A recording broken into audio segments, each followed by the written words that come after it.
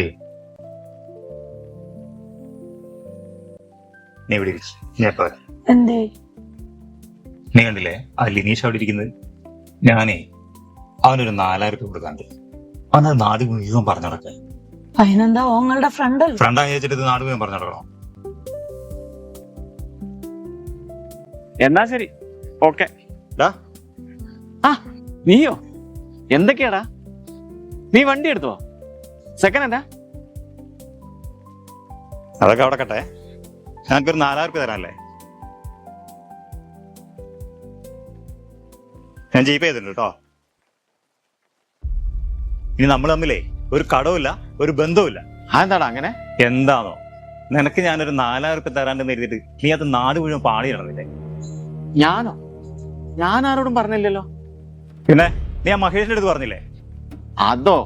എടാ, അത് മഹേഷ് എന്നോട് ഒരു പൈസ കടം ചോദിച്ചു. അപ്പൊ നീ തരാണ്ട് നീ തന്നു കഴിഞ്ഞാൽ അവന് കൊടുക്കാന്നാ ഞാൻ പറഞ്ഞത്.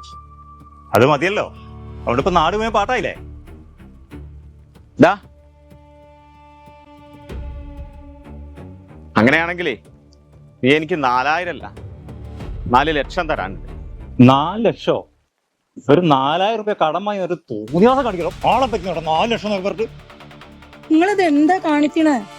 ഞാനേ ഇവന്റെ അടുത്ത് ഒരു അത്യാവശ്യം വന്ന 4000 രൂപ കടം വാങ്ങിയിട്ട് ഇപ്പൊ അത് 4 ലക്ഷമാണ് പോലും. എടാ, 4 ലക്ഷം തന്നെയാണ്. അന്ന് നീ കടം വാങ്ങുമ്പോ എന്നോട് എന്താ പറഞ്ഞതെന്ന് ഒന്നുകൂടെ ഒന്ന് ഓർത്തു നോക്കിയേ.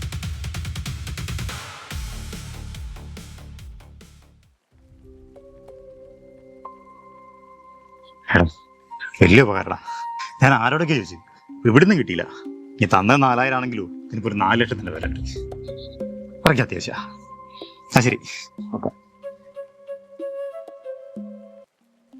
ഓടാ വാ.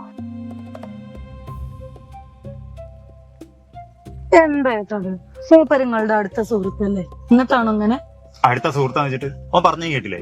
മൂപ്പര് പറഞ്ഞാൽ എന്താ തെറ്റ്? അന്നത്തെ സാഹചര്യം ഒന്ന് ഓർത്തോക്കും. എത്ര ആൾക്കാരോട് നിങ്ങൾ പോയി പൈസ ചോദിച്ചാ? മൂപ്പരല്ലേ ഉണ്ടായുള്ളൂ സഹായിക്കാൻ.